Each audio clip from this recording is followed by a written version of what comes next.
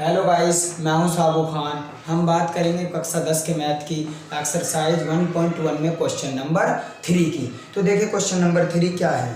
देखिए question number 3 क्या है कि किसी परेड में 616 सदस्यों वाली एक सेना आर्मी की टुकड़ी को 32 सदस्यों वाली एक आर्मी बैंड के पीछे मार्च करना है।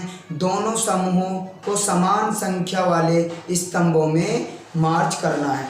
उन स्तंभों की अधिकतम संख्या क्या है जिसमें वे मार्च कर सकते हैं। देखो, मार्च का मतलब होता है कि उन्हें हम कितने स्तंभों में बांट दें। स्तंभ यानी सीधी लाइन या सीधी रेखा, या स्तंभ हमारा सीधा होता है। स्तंभ बोलते हैं हम एक खंबे को, या हम उन्हें कितनी सीधी लाइनों में बांट सकते हैं। देखो गाइज, क्वेश्चन काफ़ी बड़ा है, इसलिए आप क्वेश्चन तो बुक से देख लेना, लेकिन मैं इसका डायरेक्ट आपको सॉल्यूशन बोर्ड पे करा देता हूँ। देखिए क्या सॉल्यूशन इसका, हम सॉल्यूशन इसका हम किस तरीके से करेंगे। हल पहली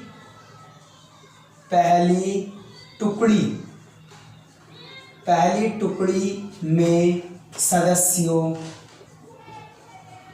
की संख्या, पहली टुकड़ी में सदस्यों की संख्या बराबर कितनी है गाइस, इसमें देखना 616। और फिर उसके बाद दूसरी टुकड़ी में सदस्यों की संख्या बराबर 32। पहली टुकड़ी में सदस्य जो हैं हमारे वे 616 हैं, और दूसरी टुकड़ी में जो सदस्य हैं वो हमारे कितने हैं, 32। तो अब हम इसे करेंगे यूक्लिड विभाजन से।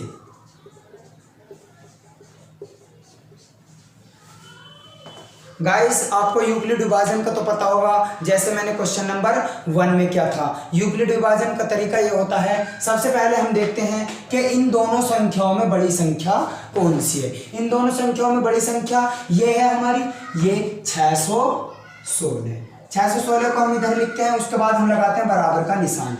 उसके बाद हम छोटी संख्या लिखेंगे इधर 32। उसके बाद इसका तरीका होता है कि हमें छोटी संख्या की बड़ी संख्या में भाग करनी होता है। बड़ी संख्या इधर मैं इस तरफ कार्य कर देता हूं। देखो बड़ी संख्या क्या है हमारी, जब हमने 32 की भाग करी 616 में, तो 32 से कम 32। जब हमने घटाया तो देखो 11 में से 2 गया 9, और ये कितना बचा, 5 में से 3 गया 2, हमने नोट करा कितना 6। तो अब हम इसका पहाड़ा पढ़ेंगे, 32 का पहाड़ा ऐसा पढ़ेंगे, या तो फिक्स बिल्कुल 296 के बराबर हो, या फिर इससे कम हो, ज़्यादा नहीं हो। तो 32 निम्मा होते हैं हमारे 288। जब हम इसे घटाएंगे, 16 में से 8 गया 8, तो हमारा 8 में से 8 गया 0, 8, तो हमारा ये क्या है, हमारा शेषफल। मैंने तुम्हें बताया था कि पहले सवाल में जो हमारा भाजक आता है, भाजक, तो हम इसको लिखते हैं गुणा में यहाँ करके। फिर उसके बाद जो हमारा शेषफल आता है उसको लिखते हैं प्लस में करके हम 8। उसके बाद हमारा जो था नेक्स्ट स्टेप हमारा ये था कि अब हमें इन दोनों संख्याओं को देखना होता है। इन दोनों संख्याओं को, अब इसको हम इधर लिखते हैं 32 बराबर, इसको हम लिखते हैं 8। अब वही करना है हमें कि अब इस 8 की भाग अब हमें 32 में करनी है। जब हम 8 की भाग 32 में करेंगे तो 8 चौक 32, कुछ हमारा रिमाइंडर नहीं बचा। तो मैंने तुम्हें बताया भाजक जो होता है, भाजक को लिखते हैं हम गुणा में, ये लिखा, प्लस यहाँ हमारा कुछ नहीं तो 0। तो हमारा जो ये क्या है, हमारा शेषफल तो हमारा इसमें कुछ नहीं आया, लेकिन हमारा भाजक जो है हमारा कितना, 4 आया। जब हमारा भाजक 4 आया तो अब आप इसमें ध्यान से देखिए क्वेश्चन में, तो 616 और 32 का HCF बराबर 8 है।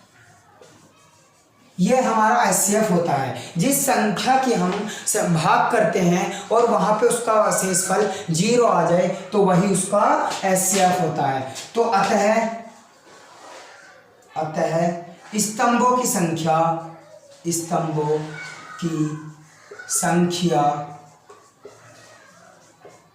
बराबर 8 है। अब ये स्तंभ हमारे 8 क्यों हुए? ये स्तंभ 8 हमारे HCF का मतलब होता है कि 8 हमारे स्तंभ ऐसे हैं जो कि इसमें 616 में भी हैं और 32 में भी।